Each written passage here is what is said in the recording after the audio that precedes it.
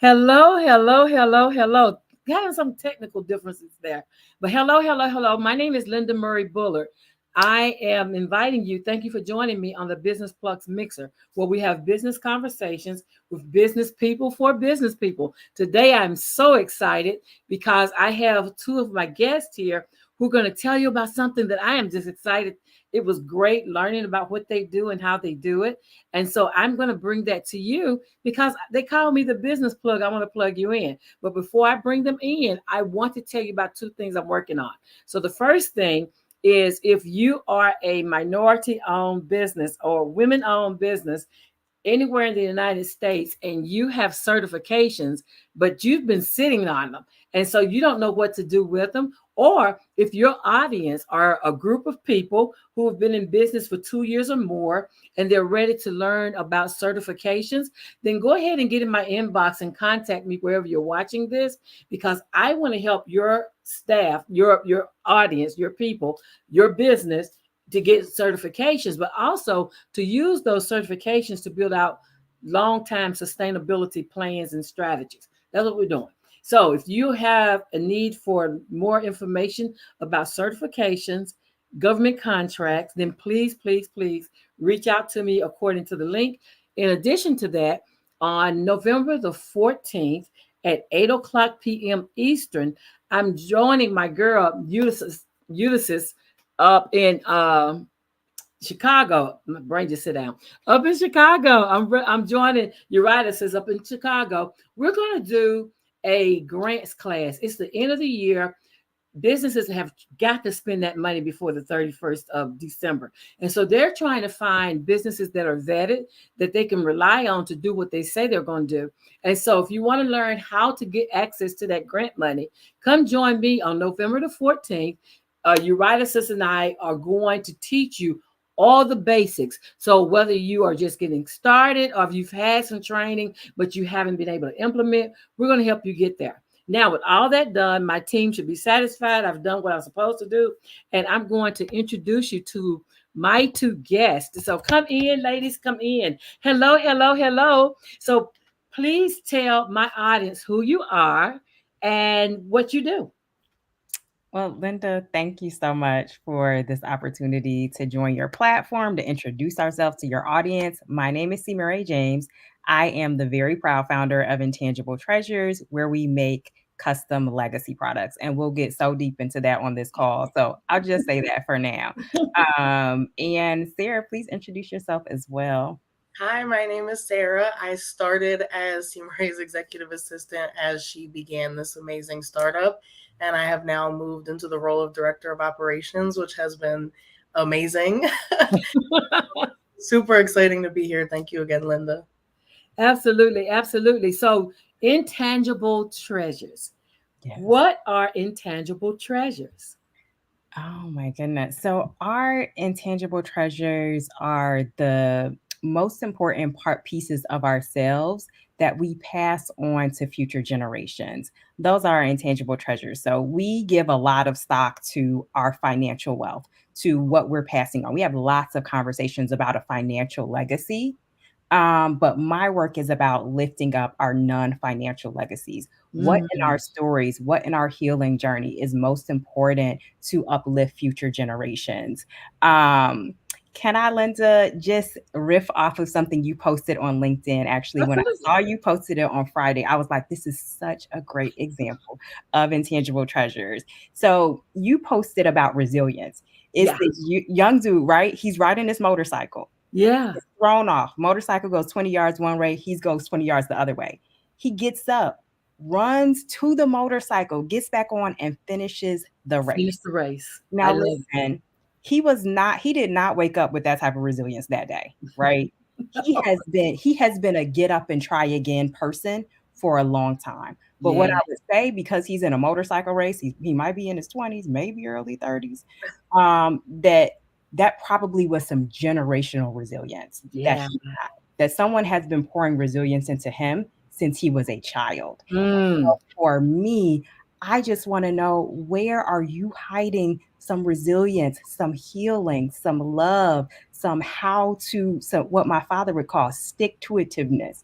Where Yeah, are you hiding that? And you need to write it down, how you learned it, how you got it, how you want to make sure that the next generation, next generation gets it. So when we talk absolutely. about legacy, we're talking about money, and we are talking about, adult to adult legacy transitions. I want to Mm, talk about legacy transitions when it comes to every single aspect of our lives, but most importantly, our spirit and our character.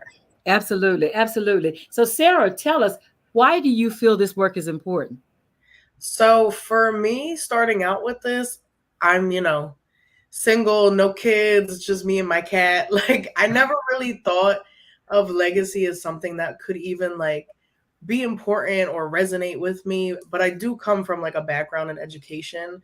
So working with kids and like although they may be like, it really like put it in perspective for me realizing like they learned a lot from me even if they weren't learning it from home or a lot Mm, of kids come from broken homes, they come from foster homes, they're in the system like but me being someone who was consistent in their life, I was somebody who was able to pass down what I know to them. We would have deep conversations. I would give them advice when they came to me. I had a very open door policy. And then CMERE really just made me realize like how important my stories and my lessons and the things that I've learned are. And although maybe right now I don't have children to pass it down to, like I have friends, I have, family, I have my friends' children who are literally like kids to me who I can speak to and, give this gift to. You can get it really from anybody. And that's really where like I see how important this work is and how valuable it is because a lot of us don't have financial wealth. Like my family really doesn't come from a place where there's a lot to be passed on. But if you can crack through them and really, I come from a family, like a foreign family, and they're a little harder to kind of get information out of. Everything's like hush hush, like we don't talk about it, like it's not your business. Stay in, a child's place. But it really like comes down to like, this is how you heal those generational curses is by opening up those books. It's by opening up these stories. It's by really understanding where your parents, your grandparents, all these generations stem from so that you can, learn to heal. Like I'm in a healing process right now and I'm working through my past and really seeing like where things are stemming from, not just, where what I've learned, but what I learned from my parents, like where I get some of my character traits and how I've, as I've gone on, I've taken them and I've strengthened them or I've fine tuned them. Like, and these are lessons I can pass to somebody else, even if it isn't my own children, it was my students. And I never noticed that, but I was doing that. And, yeah, friends' kids, and I never noticed it. But when they would come to me and be like, hey, Aunt Sarah, I'd be like, oh, what do you want to talk about? Are you okay? Like, you don't think about it during your day to day. Like, especially our generation, we're a lot more open than the past ones were. But it's really just like really getting in and like really just knowing who you are and passing that down because people I can learn love that. so much from you.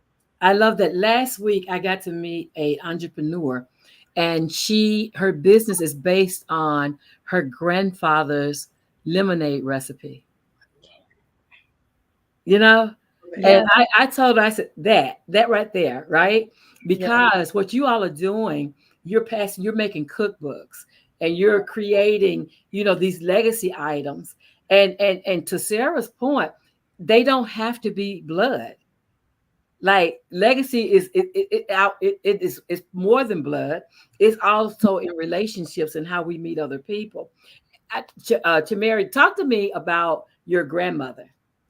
Yes. So thank you, because that gets us into, I was talking about, the concept of Yeah. intangible treasures and why I founded it. But let's get into like exactly what it is. So we do customized legacy books.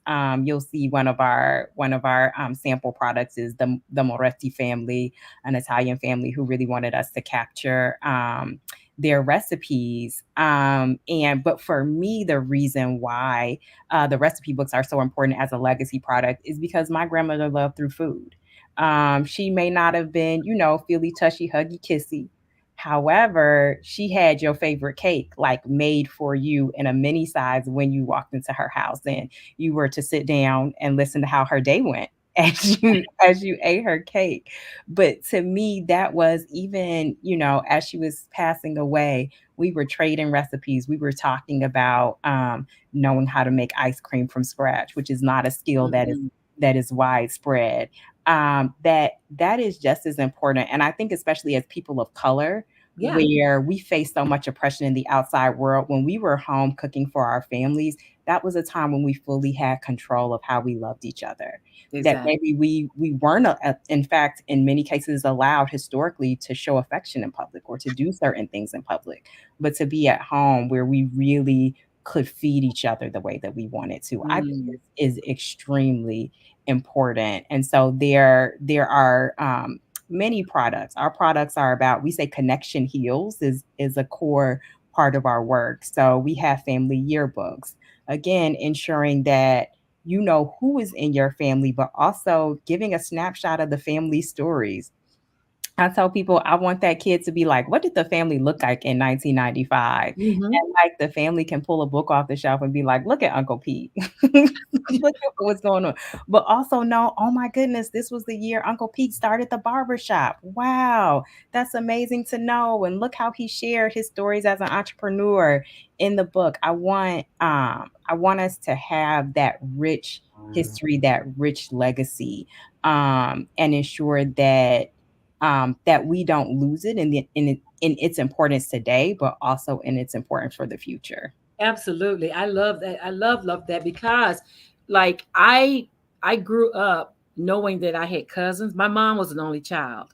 And so I didn't know anything about her family. My dad, I knew some about his family, but it wasn't until they both passed that I really learned about our family, right?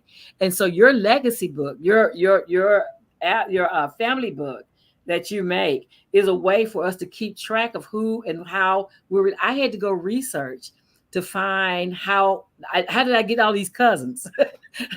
Like I had cousins everywhere, but there were no aunts and uncles. And so not understanding that we're descendants of four sisters and then understanding what those four sisters' lives were like helped me to understand all these different cousins, right? And capture those things in a period of time. So I had, to bring us all together, I had a luncheon that we all met up and all the four tables with the four sisters. One didn't have children, but the other three did. And so how we can, so we got to meet our cousins and things because I live in Chattanooga, but our family on my mom's side came from Jasper, Tennessee, which is up the road a piece.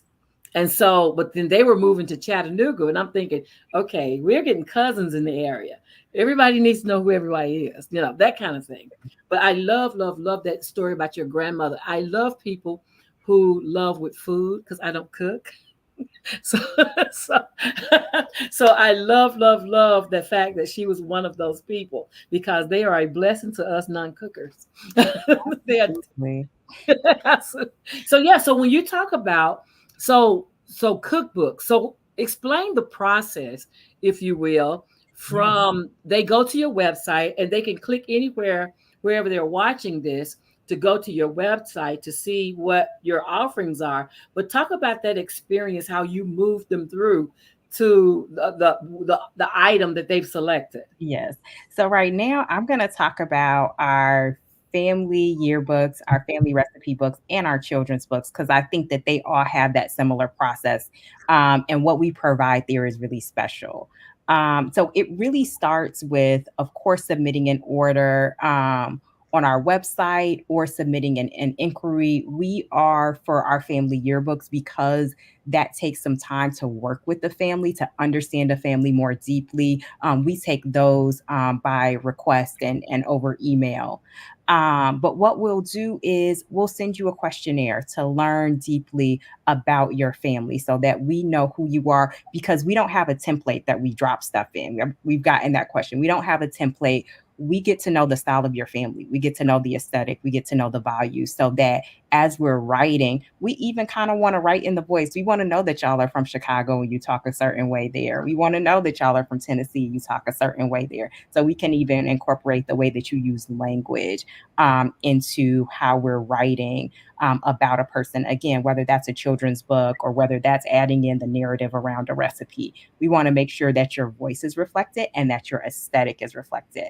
I love that our designer, when we were working with the Moretti family, that he was looking into what are the colors and the aesthetics of Italy, looking at that home country and working that into the Mm. recipe book. Same thing with family yearbook. What is your voice? What is your style? We want that reflected. What's the look of the family? Um, my niece did a family yearbook. Hey, Kasayu, she did a family yearbook for our family. And it was just beautiful the way she thought about the time that my grandparents grew up in and reflected their look. So that's one part of it, is knowing your values, the values, the voice, and the aesthetic of the family. I call those three the pillars that we are going to ensure that we have a consultation and a survey in which we learn about you a little bit more deeper. The other part is that we do your data collection, and people light up when I say this. So I can call your cousin for you. Okay. We will email, we will call. I call it polite stalking, Sarah calls it respectfully creeping, but we do the following up with family members so that we can get all the data, the pictures. We don't mind finding somebody, getting on someone's social media and figuring out what the best picture we can use that they have publicly available. We don't mind doing that to ensure that the family has a good product when we know folks are busy. We know that we are here to serve people who have busy lives, who would love to drop everything and take a month off from work and do a project like this themselves. We want to serve those folks who would love to do it themselves, but need someone to step in, do the data collection, do the design, and then we move on to printing. Of course, the family reviews, gives us their feedback, approved, and then they print. We have a standard 10 copies that we provide, especially for family yearbook and recipe book. And then if your family wants additional copies, great. And of course, we offer the family, if they would like a digital copy, they can request that as well. I love that. I love that you're doing that in real time. And I love that because so many times, like now, at the funeral, the end of life, then they give you a book that you're supposed to fill out to tell the family who this person was when they're not here, right?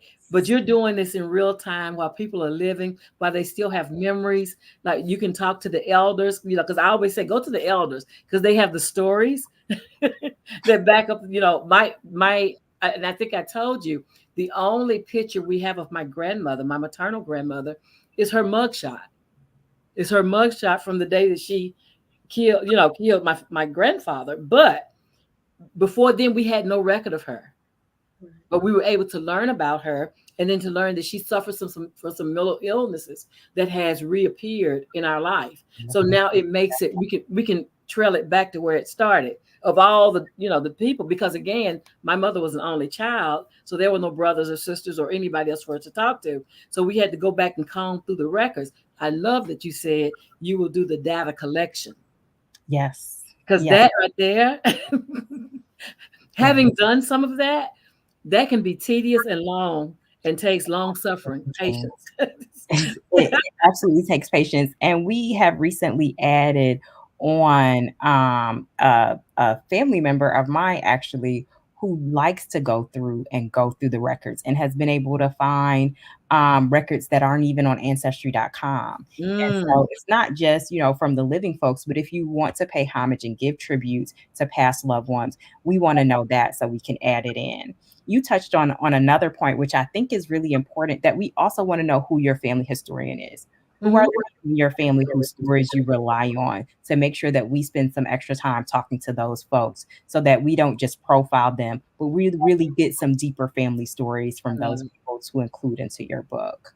Um, but you also talked about the importance of legacy for everyone and for each time of life instead of it being end of life. And Yeah. Sarah spoke to this as well, to the importance of legacy for everyone. I tell people, if you are in the community of ghost hunters, there are future ghost hunters out there who need to hear your voice and know your passion and know your story and know your unique gifts that you brought to whatever it is you're doing. And so ensure that at any age, we do some legacy cultivation. We do what in general might be called legacy coaching. And what I tell people is it's like you take a rubber band and you take life coaching, but you stretch it into the future. What does Mm. it mean? What does it mean to examine and reflect on your life today and think about what those reflections mean for a future beyond yourself, for you today and for a future beyond yourself, to sit down and do that. And sometimes those sessions are about you. Sometimes those sessions end up being about things that you never wrote down that your mother told you. And Mm. maybe this would be a session that invites you to sit down and work with them. I did one session, and I love this, one of my favorite families, but it's a husband who's here, but his mother is in Togo. She does not speak English. She speaks the language of her village. Mhm. And she's a protector. She's a provider. She is the person in the family who serves everyone and does not talk about herself. She's offended. Don't be Mm. asking question.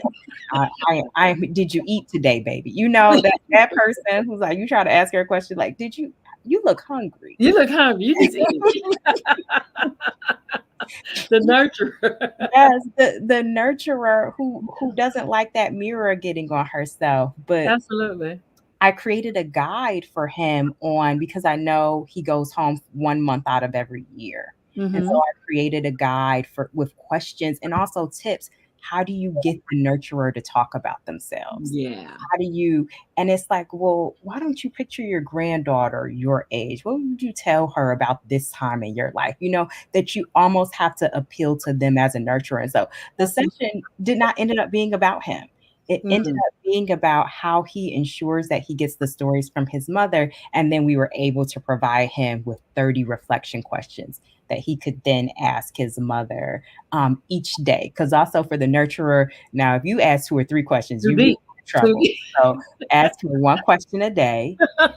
Out for a walk, play music. I tell people, don't try to make people talk about trauma that they're not ready to talk about. Yeah. Yeah. Well, But that's that's really it. important. Yes. Absolutely, absolutely, and that some of my friends who didn't have we didn't have the same raising. I get that they're curious, right? And I have to remind them, but when you're asking African Americans to go back in that history, there's some trauma there. Like there are some things that happen that we'd Yes. rather forget about. And so I love that you have a whole method of bringing that out. It reminded my best friend's mom. She did not write her name down anywhere. She wasn't going to sign nothing. She was not going to put. You couldn't get it. She's like, nope, can't get it. You can have all the conversations because she had a side hustle. She had some things she was doing, and she thought if she signed something, you could trace it back and find out. Oh, she's got this extra income over here. She was guarding and defending. All of that. And so, Sarah, when you're going through the process, like when you're putting all these together, what or if you can remember, or if you can share without the name, what incident like touched you as you were putting things together? Was there any particular occurrence that really made you think, yeah, this is what we need to do? So specifically when we were putting stuff together, I think it hit me when we were working on the Moretti family's cookbook. Again, I come from a place where I really didn't realize like any of my legacy was important, and I just like I didn't think about like any of the connections I had, or how it could connect to my family. Like I just didn't think about it, and a lot of my family is overseas. Mm. There's very few of us here. So I didn't grow up with a big family. I didn't grow up with cousins. I didn't grow up with anybody around me. It was just me, my parents, my grandmother, my brother and sister. Um, and just seeing how much people, like CEMERE said, like love through food. And just thinking back, like it really like hit me because my grandmother is the same way. She is not gonna hug on you. She is not gonna kiss on you. My mother's very, touchy feely, but my grandmother, and that's where I get that from because a lot of people I'm like, I had to realize that too. I'm like, why do like when somebody goes to hug me or like we're out, I'm like, what are you doing? like, why are you touching me right now? I was like, I get it from my grandmother. And like she always like everything I know about her, like she just always had like food. Everything was through Mhm. like no matter how much we struggled growing up and no matter how much, it was hard, even keeping a roof over our heads, like there was always a meal on the table that made us feel Mm. better with whatever she had in that fridge or whatever my parents had in the fridge. Like she could put something together for us and make everybody feel better that night. And that was when I was like, oh, because you start thinking back about your childhood and like it opened up a lot of these feelings and a lot of these connections for me. And I was like, oh my gosh, I was like, this is so important because I love my grandmother. That is my homegirl. Like we like just even on like we'll just be sitting next to each other. You just like I just feel so much love from her, and she doesn't even have to touch me because I just know how she showed me that love over all these years and who she is Mm. as a person. Like, and just seeing it come together as a cookbook for another family, I was like, oh, this is fantastic. Yeah. Like it's so I actually started asking her for some of her recipes and I was asking her, not my mom, because when my mom makes it, it's not the same. And I told my mom that all the time. I'm like, I don't know what it is. But when you make the same dish, hers is better. So I don't want your input. Oh Lord. Ooh, she's you got the she's Right got on the, your it's a mind. grandmother thing. It's Like, a grandmother thing. I want grandma's recipe. Like I want exactly how she does it. I'm like, you must put like a little more cumin or something in She there. put some grandmothering in it. she That's what does. we do. Listen, your I'm like, mother is sweet, Sarah. I can't believe you can say that to her. no. I was like, you don't make it the same. I'm like, you make it good, but it's not the same. Yeah, it's not. Yeah, because it's that grandmothering. We have So that. I started like really sitting, like I've been sitting with my grandma and I'm like, how do you make this? And like, how do you do this? And like, I've had her like really show me because I grew up around food. So like I can cook, but a lot of the, we come from Egypt. So a lot of the dishes, like I don't really know how to make them. And I Mm. went over there last week and they were making one and it was one of my favorites. And I just like I saw my mom in the kitchen. I was like, can I just stand in there for a second? Like, and I just watched my grandmother like, and I started writing it down in my phone. I was like, oh, it looks like she put like like a couple tablespoons of this. Like I was just writing Absolutely. it. And I wasn't telling her what I was doing. I was just writing it down. And that's where like the connection has been starting to really like come together for me, especially with the cookbooks and coming from a family who we don't have much, but what we have, we can put together something that's great Absolutely. and show our love through that. So when you're talking about this, Tamara, who should be reaching out to Intangible Treasures?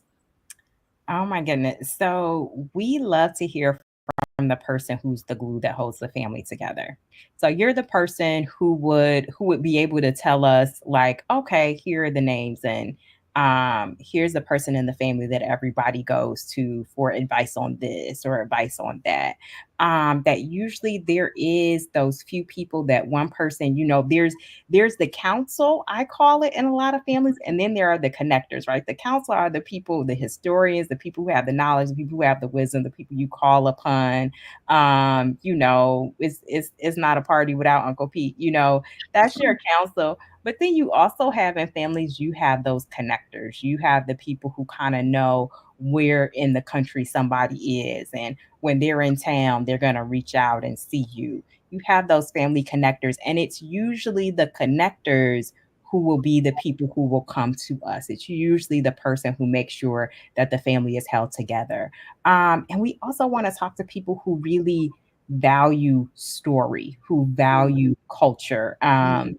I was speaking to a friend, hey, Crystal, hi, and she was saying we are the curators of family culture. Mm. That while our communities have a culture, the family has its own culture as well. And we want to make sure that we are documenting that family culture for future generations because the culture holds within it values. The culture holds within it your resilience, holds within it your healing, holds within it the special way you love that Sarah was talking about, that she can sit down and write a book on how her grandmother loves. Yeah. That's beautiful, and that's what we want to capture for people. I love that. I love that. And so, if you have one takeaway as we close, what one takeaway would you like the viewer of this interview to have? I want people to come and talk to us. come reach out. Info at yourintangibletreasures.com. Reach out, send us your contact, DM us, but reach out to us and say, even if it's something you don't see on our website, if you are like, listen, I'm struggling to get this baby book done because my mother has passed I'm lost without her Mm, having a new baby, and you need someone to go to navigate that. Whatever it is, let us know what you're looking for. What does legacy mean to you? Have a mm, conversation with us and let us talk to you about how we can serve you. Because for me, I really like to get into a family that has a really specific need that we can really get into. So whether you see it on the website or not, my takeaway for you is reach out to us. If there is any way, just an inkling that you think we can serve you, reach out. Let's have a conversation. I love it. I love it. My name is Linda Murray Bullard. They call me the business plug.